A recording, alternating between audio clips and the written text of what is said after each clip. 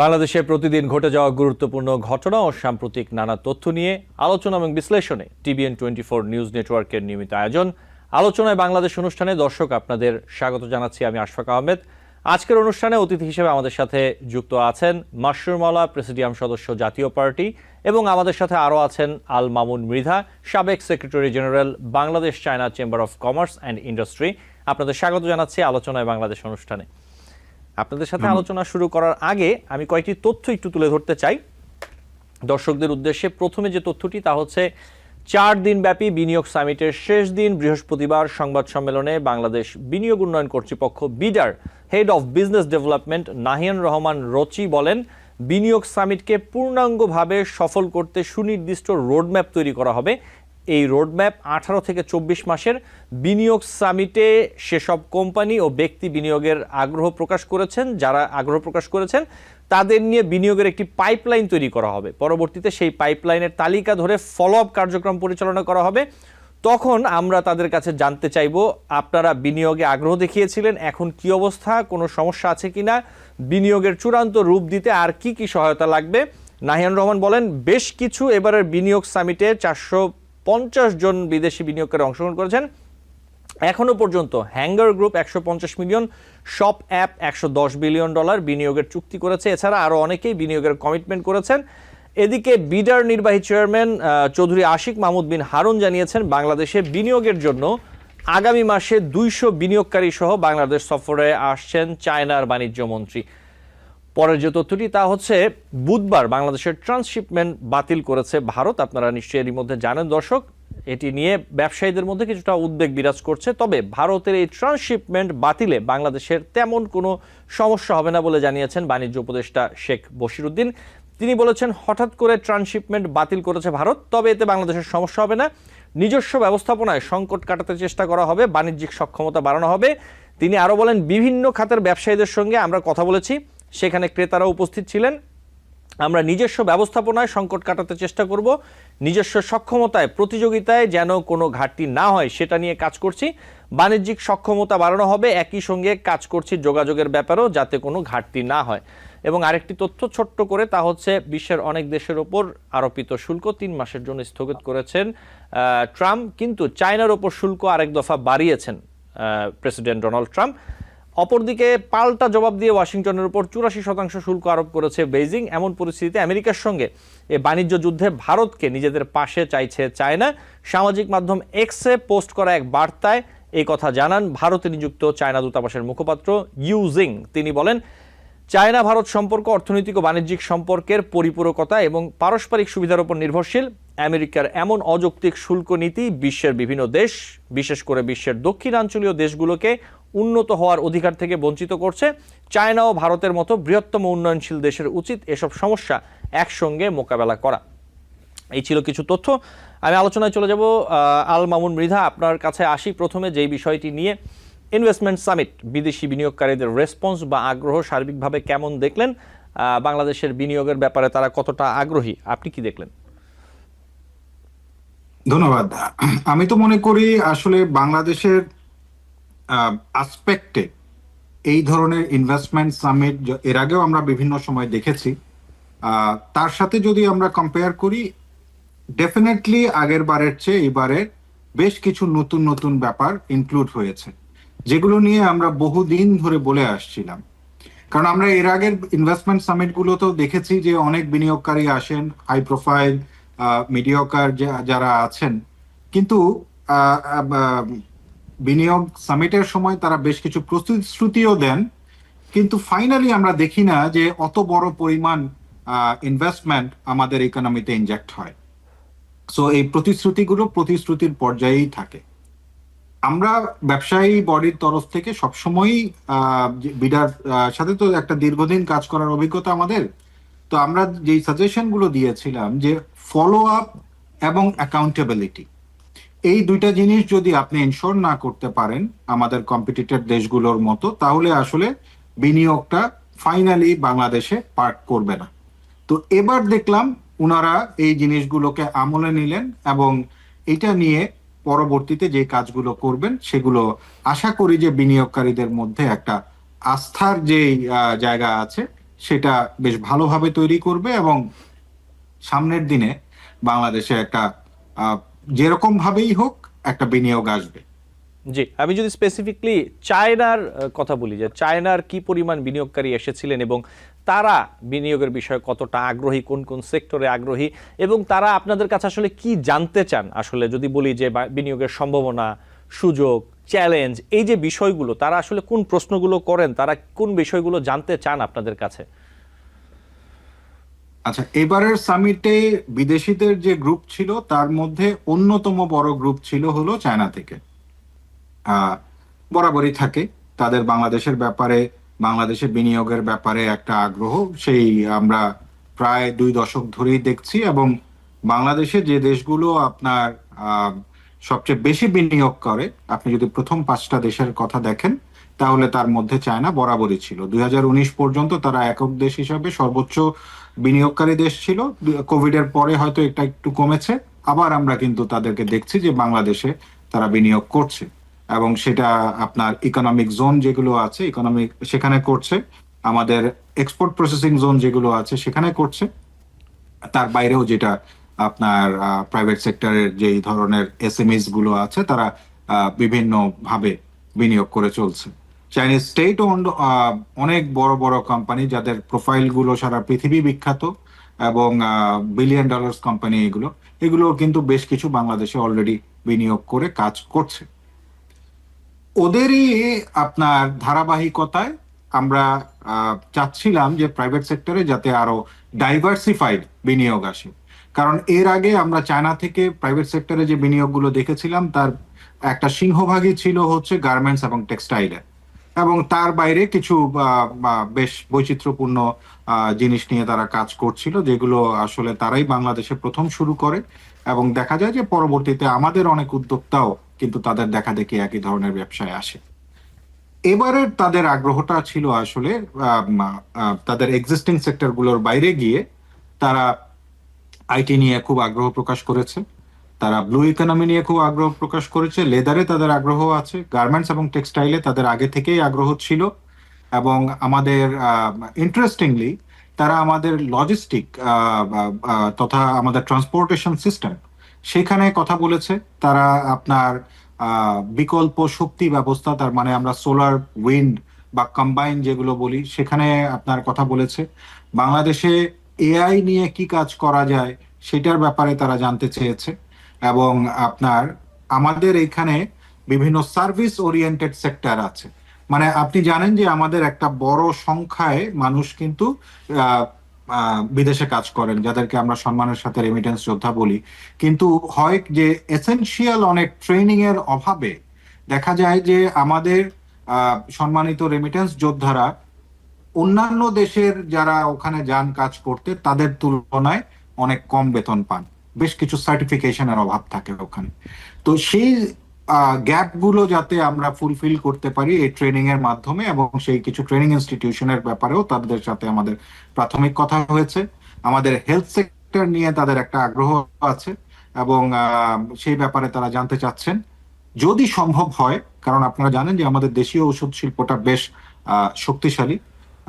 তারপরেও যদি এইখানে চাইনিজ যে ট্রেডিশনাল মেডিসিন আছে এবং আমাদের রেগুলার ফার্মাসিউটিক্যালস যেগুলো আছে সেই সেক্টরে যদি আপনার সম্ভব হয়, তাহলে সেগুলো নিয়ে তারা তাদের আগ্রহ প্রকাশ করেছে, যেগুলো আসলে সামনের দিনগুলোতে এই ব্যাপারগুলো নিয়ে বিস্তারিত তাদের সাথে ট্রেড বডি এবং গভর্নমেন্টের বিভিন্ন বডির সাথে কথা হবে। তার পরিপ্রেক্ষিতে হয়তো আমরা দেখতে পাবো যে বেশ বড় কিছু সুসংবাদ বাংলাদেশের জন্য আসতে পারে। জি, আপনি যেমনটা বলছিলেন, এই যে হেলথ সেক্টরের কথা যদি বলি, হেলথ কেয়ার অ্যান্ড ফার্মা এবং এগ্রিকালচার সেক্টর, স্পেশালি এগ্রিকালচার এবং এগ্রি প্রসেসিং যে সেক্টরটা, এই সেক্টরটাতে আসলে বিদেশি বিনিয়োগ বাংলাদেশ কতটা আগ্রহী করতে পারছে বিদেশি বিনিয়োগকারীদের, স্পেসিফিকলি যদি চায়নার ক্ষেত্রে বলি, এবং এই জায়গাটি আসলে আরো বেশি নজর দেওয়া উচিত কিনা সরকারের এবং বেসরকারি যারা অংশীদার রয়েছেন তাদের, এবং এটি নিয়ে আপনারা কিভাবে দেখছেন, বিষয়টি কিভাবে কাজ করছেন?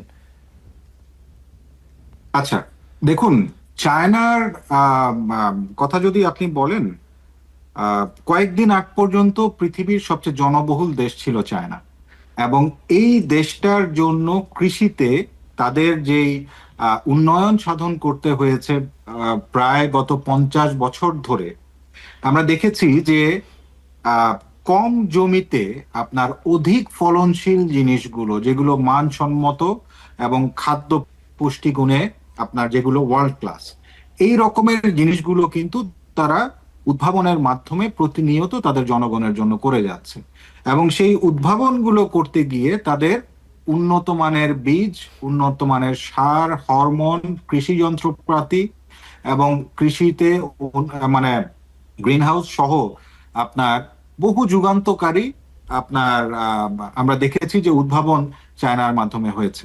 এবং সেই কৃষিতে ড্রোনের ব্যবহার, স্যাটেলাইটের ব্যবহার এবং আপনার সেই জমি থেকে ম্যাক্সিমাম আউটপুট কিভাবে পাওয়া যায়।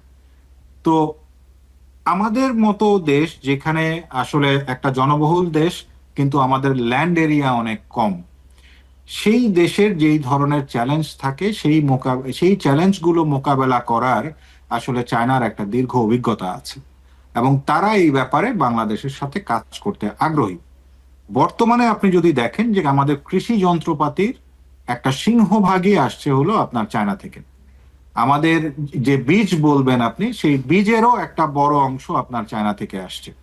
এবং আমরা যে ফল এখন খাচ্ছি প্রতিনিয়ত, ফলেরও একটা বড় অংশ কিন্তু ফল, আমাদের বিভিন্ন সবজির একটা এবং মশলার একটা বড় অংশ কিন্তু চায়না থেকে আসছে। সো বাংলাদেশের সয়েল কোয়ালিটি, বাংলাদেশের যে আপনার জিওগ্রাফিক্যাল কনস্ট্রেইন গুলো আছে, আমাদের কোথাও কোথাও আপনার পানির মধ্যে ডুবে থাকে, আমাদের কোথাও শুষ্ক এলাকা, একটু উঁচু এলাকা যেখানে পানির স্বল্পতা আছে, এই জিনিসগুলো তাদের দেশে তারা খুব সুন্দর করে মোকাবেলা করেছে। তো ওরা বাংলাদেশে আসতে আগ্রহী এবং বেশ কয়েক বছর ধরেই তারা এই জিনিসগুলো নিয়ে আমাদের যে যখনই যে গভর্নমেন্ট ছিল তারা তাদের আগ্রহের কথা প্রকাশ করেছে। কিন্তু আমরা দেখেছি যে বেশ কিছু কারণে শেষ পর্যন্ত আমরা বড় কোম্পানিজ যেগুলো আছে এগ্রিকালচার নিয়ে কাজ করে, তাদেরকে এখনো পর্যন্ত ওইভাবে বাংলাদেশে উপস্থিত করতে পারিনি। আপনার আমি আশা করছি যে এবার হয়তো হবে। জি, এবং খুব দ্বিতীয় ছোট্ট হচ্ছে করে। জি জি বলুন। জি বলুন। দ্বিতীয় হচ্ছে আপনার হেলথ সেক্টর। চায়নার হেলথ সেক্টর কিন্তু ওয়ার্ল্ড ক্লাস ভাই। আমরা দেখেন এখনকার যে ফার্মাসিউটিক্যালস গুলো নিয়ে কাজ করছি, সেগুলোর বয়স হচ্ছে হলো এই 150 থেকে 200 বছর। ঠিক আছে, তার আগে এই এই আর্টিফিশিয়াল বা সিনথেটিক ড্রাগ যেগুলো আমরা বলছি, সেগুলো কিন্তু পৃথিবীতে ছিল না। তো তখন পৃথিবীতে কি হতো? তখন হচ্ছে হলো ট্রেডিশনাল মেডিসিন, আমাদের দেশে যেটাকে আমরা ইউনানি বলি বা কবিরাজি বলি, সেইটাকে তারা উন্নত করতে করতে এখন যে আমাদের কমন যে ফার্মাসিউটিক্যাল আছে সেই পর্যায়ে নিয়ে আসছে। একই সাথে তাদের কমন যে ইয়েগুলো আছে, ড্রাগগুলো আছে, সেগুলোও কিন্তু এখন ওয়ার্ল্ড ক্লাস পর্যায়ে আছে। তাদের যে হসপিটালস গুলো আছে, সেই হসপিটালস গুলো কিন্তু মানে পৃথিবীর যে কোনো বিশ্বমানের হসপিটালের সাথে আপনি কম্পেয়ার করতে পারেন। আমাদের এখানকার যে মেডিকেল ইকুইপমেন্ট আছে, সেই মেডিকেল ইকুইপমেন্টের এখন আমি মনে করি মেজরিটি শেয়ার জিনিসপত্রই আপনার চায়না থেকে আসছে। ইভেন বিভিন্ন ইউরোপিয়ান কান্ট্রির যে মেশিনারিজ গুলো আমরা ব্যবহার করছি, সেগুলোরও ম্যানুফ্যাকচার হচ্ছে চায়নাতে।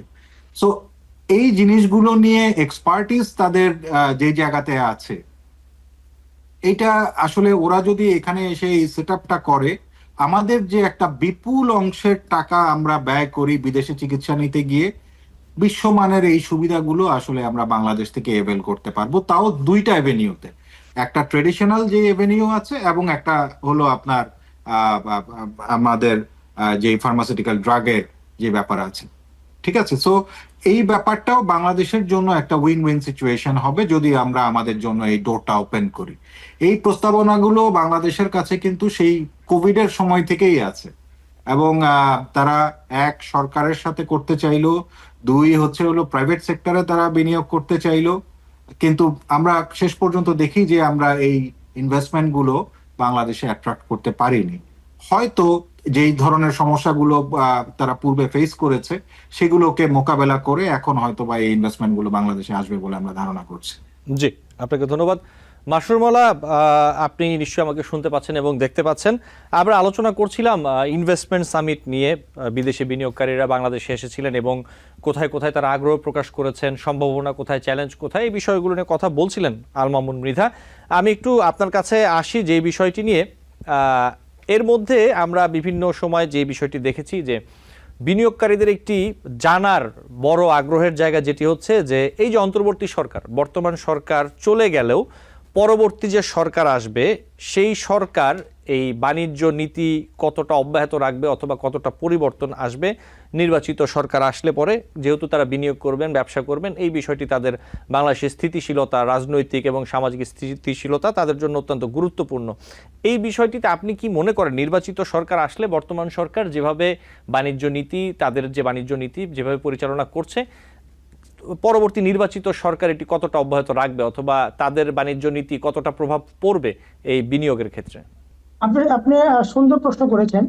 আসলে একটা জিনিস কি দেখেন, চাইনিজ যারা, আমি মাঝখানে ছিলাম না যদিও, জি, চাইনিজরা যারা এই যে ডেলিগেশন টিম আসলো, কিছু এগ্রিমেন্ট করলো এবং কিছু প্রতিশ্রুতি দিয়ে গেছে। এবং তার আগে আমাদের প্রফেসর মোহাম্মদ ইউনূস সাহেব উনিও গেছিলেন চায়নাতে, যে ওখানে অনেক ধরনের কথাবার্তা বলে এসছেন।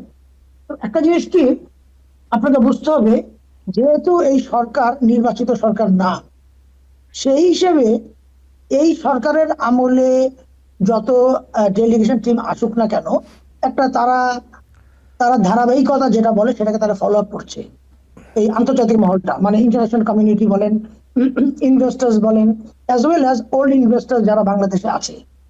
তো এইটা হচ্ছে কি এখন ধারাবাহিকের মধ্যে আছে, এই ধারাবাহিকতার মধ্যে চলতে থাকবে আনটিল আনলেস এরা কিন্তু আপনাকে বলবে না, বাট ওরা কিন্তু ওয়েট করছে ইলেকশন কবে হয়, কবে ইলেক্টেড গভর্নমেন্ট আসে। বিকজ ইলেক্টেড গভর্নমেন্ট আসলেই তখনই এই ইনভেস্টার্সরা তারা কিন্তু একটা মনে বল পাবে। কারণ স্বাভাবিক একটা ফিয়ার আছে যে এই গভর্নমেন্ট তো আছে ফর টাইম বিইং, একটা যেহেতু একটা একটা অ্যাডমিনিস্ট্রেশন ছাড়া একটা দেশ থাকতে পারে না, ওই জন্য ওনারা আছেন। এখন ইলেকশনটা যদি হয়, ইলেকশনটা হওয়ার পরে তখন আপনার একটা ভালো ফিডব্যাক, ভালো রেজাল্ট এবং ইকোনমিও আমি মনে করি বুম করবে। এখন চাইনিজরা যারা যেগুলো প্রতিশ্রুতি দিয়েছে বা চুক্তি করেছে তারা কন্টিনিউ করবে। যেমন আমি একটা কথা আপনাকে বলি, এই যে যেমন ধরেন এর আগে অনেক ধরনের প্রতিশ্রুতি হয়েছিল ডিউরিং আওয়ামী লীগ টাইম, সেইটাতে যেমন ধরে যে কিছু আগে আমি শুনছিলাম কোন একটা লাইন বলা হচ্ছিল, এই যে যেমন ধরেন তিস্তা নিয়ে, তারপরে আমাদের এই যে যেমন হলো যে ওয়াটার যেটা আমাদের শেয়ারিং, যেটা একটা আর্টিফিশিয়াল একটা ড্যাম করানো, পানি ওখানে সেভ করার জন্য, যেন আমাদের কারোর প্রতি যেন আমাদের কারো যেন কোনো মানে মানে ডিপেন্ডেবল আমরা না যেন হই। আমার কথা হলো কি জানেন, যে আমাদেরকে বুঝতে হবে আমাদের প্রতিবেশী দেশ যে ইন্ডিয়া, আমরা তাদেরকে কিন্তু ইগনোর করে কিন্তু আমরা কোনো কিছু করতে পারবো না। আমাদের কিন্তু তাদেরকেও কিন্তু মাথায় রাখতে হবে। চায়না আমাদের one of the good investors, মানে ওয়ান অফ দা বেনিফিশিয়ারি, আমাদের স্টেক হোল্ডার যারা আমাদের ইকোনমিতে, তাদের একটা বড় একটা এখানে স্ট্রেংথ আছে। কিন্তু যেহেতু প্রতিবেশী দেশ আমাদের আছে, তাদেরকে আমরা ইগনোর করতে পারবো না। এই জন্য আমাদের উচিত এই সরকারের প্রতিবেশী দেশকে নিয়ে চায়নার যেগুলা চিন্তা ভাবনা করছে ওই অ্যাঙ্গেলে চিন্তা করে আগাতে হবে। তবে সেই জিনিসটা করতে গেলে আমি মনে করি না যে এই সরকার প্রতিবেশী দেশের সঙ্গে হাত মিলিয়ে তাদেরকে ইগনোর করে কিছু করতে পারবে, আমার একটা সন্দেহ আছে।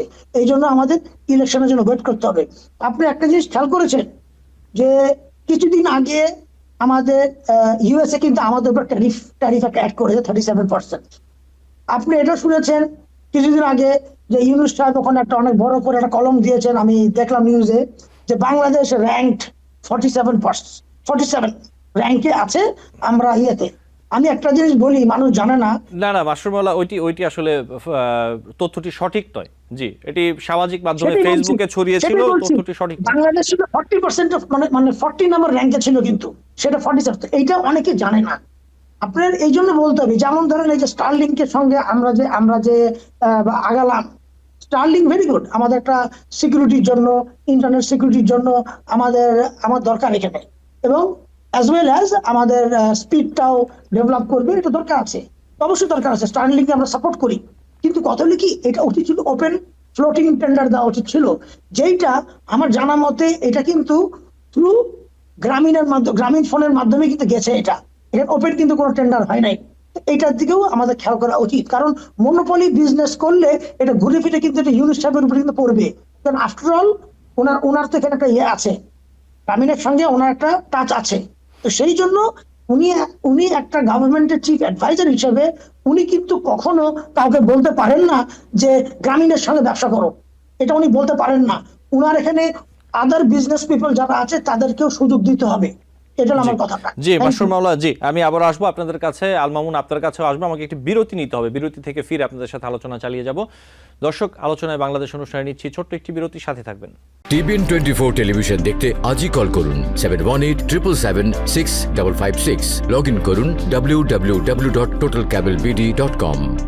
দর্শক, আলোচনায় বাংলাদেশ অনুষ্ঠানে আপনাদের আবারও স্বাগত জানাচ্ছি। আমাদের সাথে আছেন দুজন অতিথি। আমি সরাসরি প্রশ্নে চলে যাই। বিরতির পর মাসুর মাওলা, আমি একটু আপনার কাছে আবারও আসি যে বিষয়টি নিয়ে, এই যে ইনভেস্টমেন্ট সামিট যেটা হলো, আমরা যেটা দেখলাম যে বিএনপি, জামায়াত, এনসিপি তিনটি রাজনৈতিক দল সেখানে তাদের বুথ ছিল এবং তাদের সাথে আলোচনা করেছেন বিভিন্ন বিনিয়োগকারী। এই যে তিনটি রাজনৈতিক দল সেখানে তারা আলোচনা করলেন বিনিয়োগকারীদের সাথে, এর মধ্যে বিএনপি, জামায়াত এবং এনসিপি এখনো নিবন্ধন পায়নি। তিনটি রাজনৈতিক দলকে এই সুযোগ দেওয়ার যে বিষয়টি, অথবা শুধু তিনটি রাজনৈতিক দল সেখানে থাকার বিষয়টি আপনি কিভাবে দেখেন? দেখেন, একটা জিনিস কি, এখানে আপনি আওয়ামী লীগ বলেন, জাতীয় পার্টি বলেন, এরকম টোটাল আমাদের 46টা 48টার মতন আমাদের নিবন্ধিত দল আছে।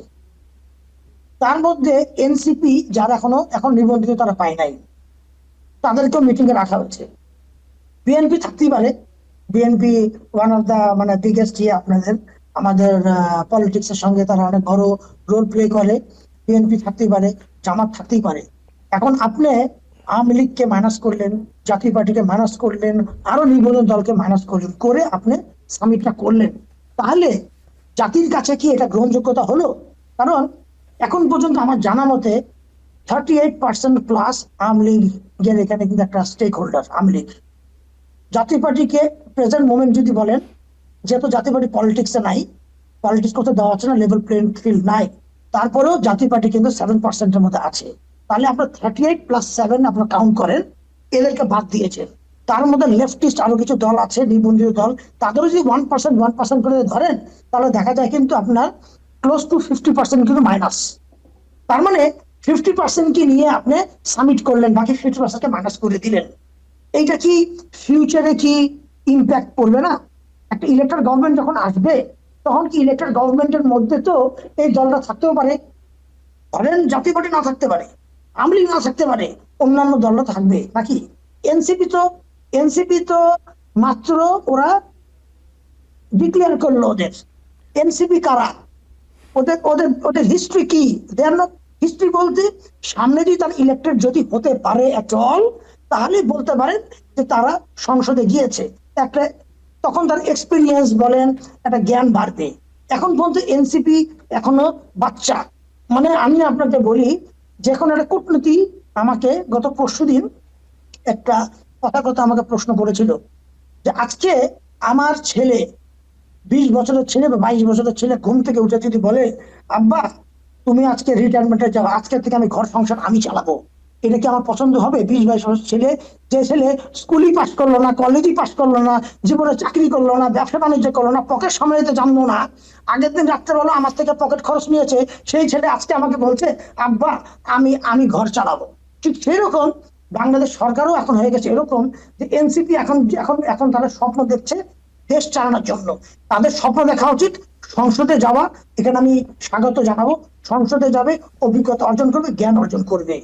এখন এদেরকে নিয়ে আপনি সামিট করছেন, তো এই জন্যই বলবো, আপনি যদি পলিটিক্স যদি না বুঝেন, আপনি যেটা একটা এনজিও সরকার, আপনি পলিটিক্স বুঝবেন না। আর যখন পলিটিক্স বুঝবেন না, তখনই আপনি এই ধরনের মিটিং এ এদেরকে, অনভিজ্ঞ লোকদেরকে আপনি সামনে নিয়ে আসবেন। Thank you.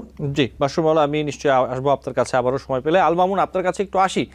যে বিষয় নিয়ে আলোচনা করছিলাম, সেখানে আমরা যদি একটু দেখি, এই যে চায়না বাদে বাংলাদেশ সহ বাকি যে দেশগুলো, এগুলোর উপর আরোপিত যে নতুন শুল্ক ছিল সেটি স্থগিত করেছে ট্রাম্প প্রশাসন।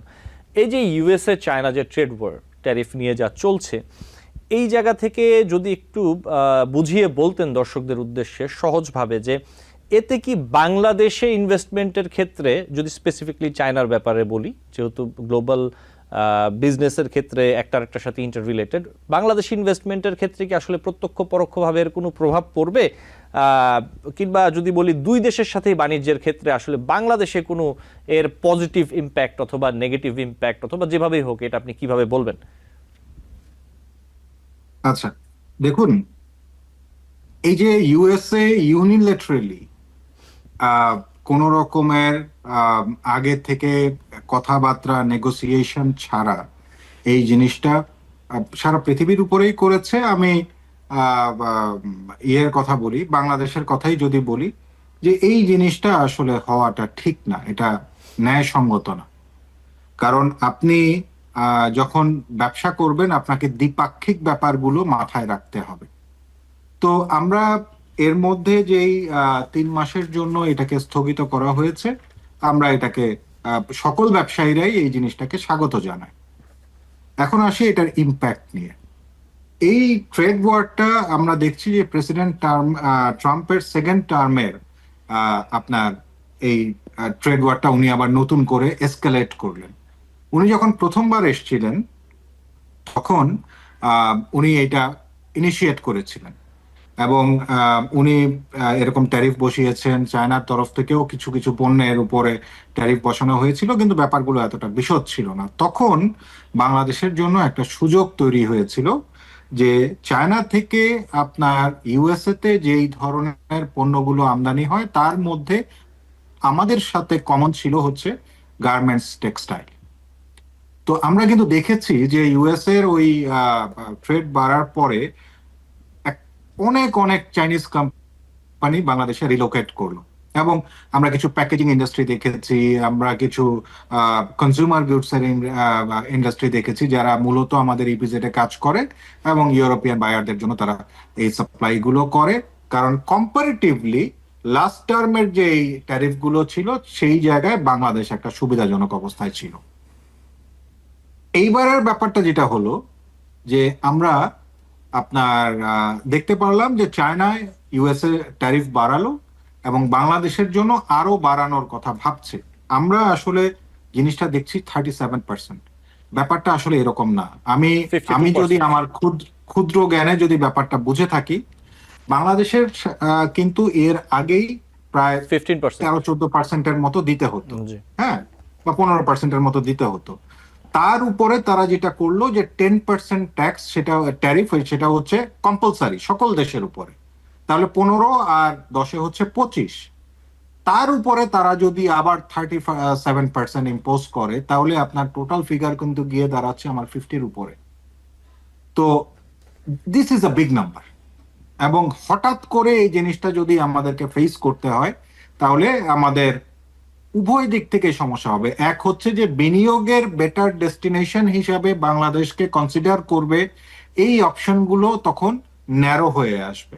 স্পেশালি যেই চাইনিজ ইনভেস্টররা ইউএস মার্কেটে এক্সপোর্ট করে তাদের দেশের তুলনায় বাংলাদেশে নিঃসন্দেহে ভালো, কিন্তু বাংলাদেশের চেয়েও ভালো যে অবস্থায় যেই দেশগুলো আছে সেই দেশে তারা তাদের ইনভেস্টমেন্ট গুলোকে নিয়ে যাওয়ার চিন্তা করতে পারে।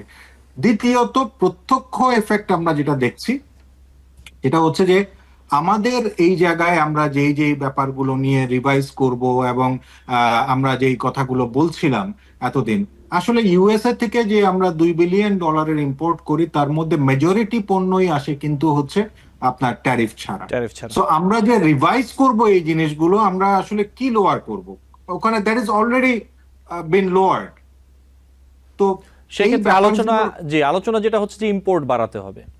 জি হ্যাঁ, ইম্পোর্ট বাড়াতে হবে। এখন আপনি যেই প্রোডাক্টগুলো ইম্পোর্ট করছিলেন ইউএসএ থেকে, আমরা যদি দেখি যে আমাদের যেই জাহাজ বা মানে পুরনো জাহাজ, আপনার তুলা, তারপরে খাদ্যপণ্য ইত্যাদি ইত্যাদি যেগুলো ছিল, সেগুলোর কিন্তু একটা মার্কেট ডিমান্ড আছে একটা সেগমেন্টের। আপনি চাইলেই সেগুলো এখন ইচ্ছা মতো ইম্পোর্ট করবেন তা না, মার্কেটের কিছু রুলস আছে।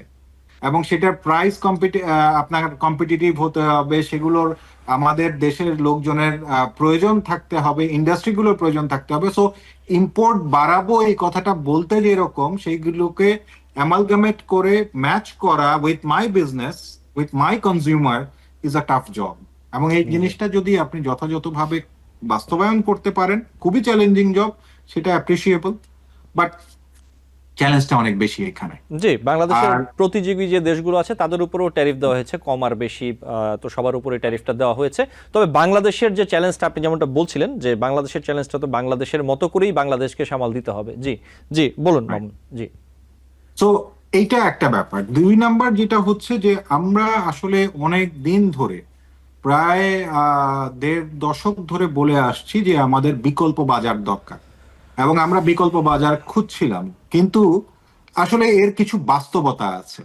আপনি যেই ব্র্যান্ডগুলোর জন্য কাজ করবেন, আপনার গার্মেন্টস ইন্ডাস্ট্রিটা যেভাবে ডেভেলপ করে চলে আসছে, এবং আপনার গার্মেন্টস এর শিল্প উদ্যোক্তারা মানে যেসব বায়ার্স গুলোর সাথে আপনার রেগুলার কাজ করে কমফোর্ট ফিল করেন, কারা আপনাকে বেটার প্রাইস দিচ্ছে, অর্ডার কোয়ান্টিটি কি, এই সকল জিনিসগুলো কিন্তু মিলিয়ে একটা বাজার তৈরি হয়। যেমন আমরা চায়না আমাদের সবচেয়ে বড় ট্রেড পার্টনার, আমরা ইন্ডাস্ট্রিয়াল র ম্যাটেরিয়াল, মেশিনারিজ, আপনার এসেনশিয়াল সার্ভিসেস, এরকম বহু ধরনের জিনিস চায়না থেকে আমরা ইম্পোর্ট করি। এবং এটারও বেশ কিছু কারণ আছে, যে ওদের প্রাইস, ওদের কমিটমেন্ট, ওদের কোয়ালিটি, ওদের ডেলিভারি টাইম, এই সব কিছু মিলিয়ে আমরা ব্যবসায়ীরা ঠিক করি যে না, China should be a proper option for importing this kind of materials. Same goes for our exporting. আমরা চাইলেই যে হঠাৎ করে একটা বিকল্প বাজার তৈরি করে ফেলতে পারবো 8 বিলিয়নের, এইটা আসলে খুব রাতারাতি হওয়ার না। হলে এটা গত 1.5 দশক ধরেই আমরা বিকল্প বাজারের কথা বলছিলাম, সেটা গড়ে উঠতো, হচ্ছে, কিন্তু সেটার আপনার প্রগ্রেসটা খুব কম হচ্ছে। জি আল মামুন, এই বিষয়গুলো সেই আমরা আরো, ক্ষেত্রে জি আমাদের হাতে সময় আমাদের কম। নেগোসিয়েশনটা ভালো হতে হবে ইউএস এর সাথে।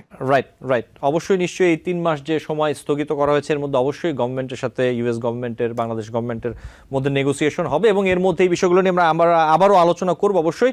মাশরুম আল্লাহ, আপনার কাছে একটু আসি যে বিষয়টি নিয়ে।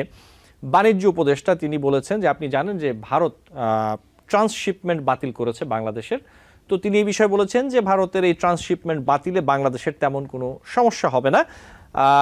আবার অনেকে আমরা যেটা দেখতে পাচ্ছি যে বলছেন যে বাংলাদেশের পক্ষ থেকেও একটা পাল্টা ব্যবস্থা নেওয়া উচিত, যে ট্রান্সশিপমেন্ট বা ট্রানজিট বাতিল করা যায় কিনা, গভর্নমেন্ট এরকম কোনো উদ্যোগ নেক, অথবা ভারতকে এই ব্যাপারে চিঠি দেওয়া, এরকম নানা রকম কথাবার্তা আসছে। এখানে যে বিষয়টি, আপনি কি মনে করেন একজন রাজনীতিক হিসেবে আসলে সরকারের পক্ষ থেকে কি ধরনের পদক্ষেপ নেওয়া উচিত? মূলত ট্রান্সশিপমেন্টটা শুধু বিষয় না, দুই দেশের সম্পর্ক উন্নয়নের ক্ষেত্রে, বিশেষ করে বাণিজ্যিক জায়গাটা স্টেবল করার জন্য।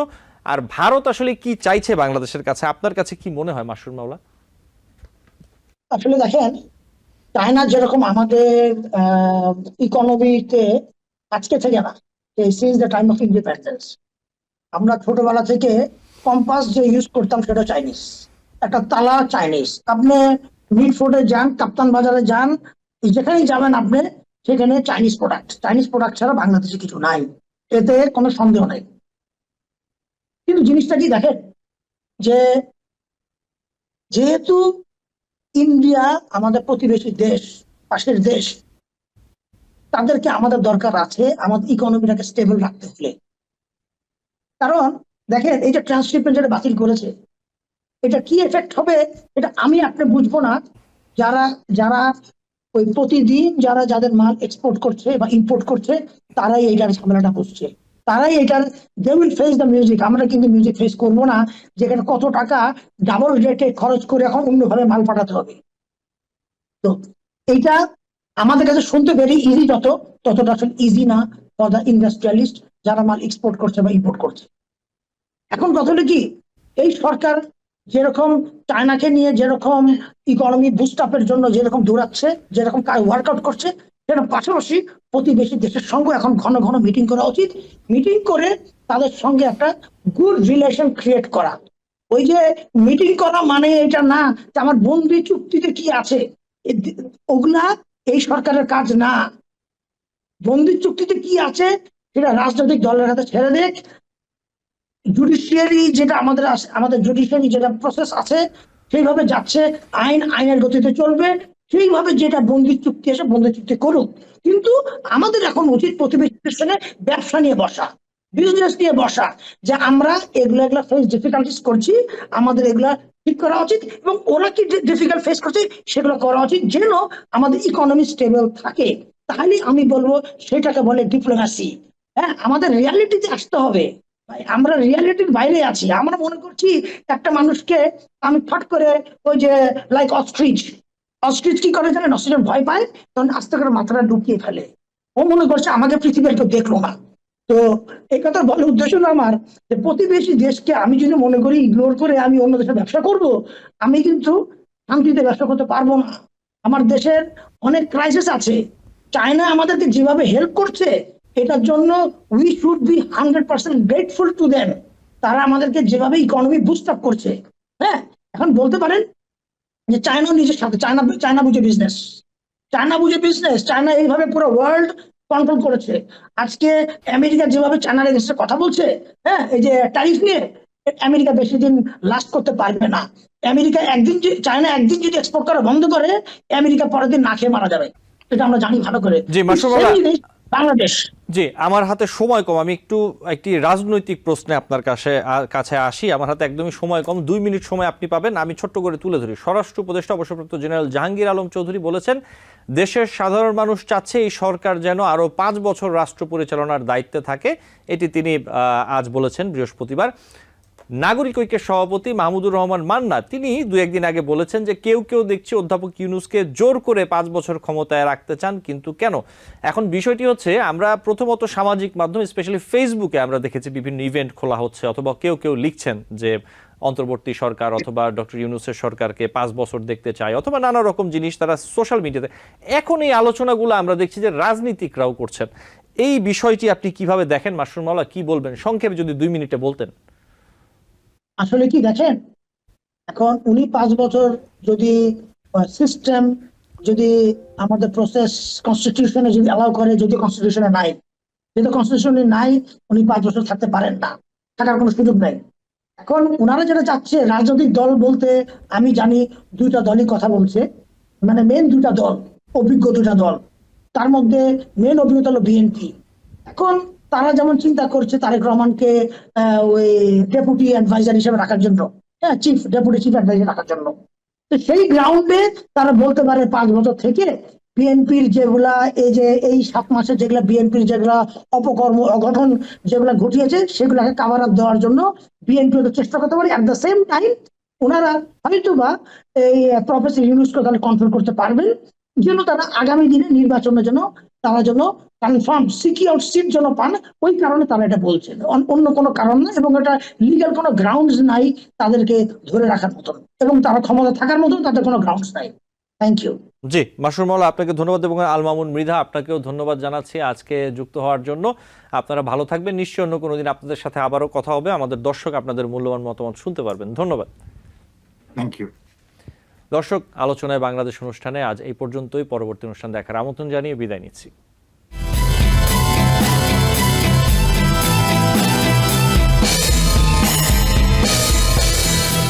TBN 24 টেলিভিশন দেখতে আজই কল করুন 7187776556। লগ ইন করুন www.totalcablebd.com। নিউ ইয়র্ক থেকে সম্প্রচারিত TBN 24 টেলিভিশন বিশ্বজুড়ে বাঙালির কণ্ঠস্বর।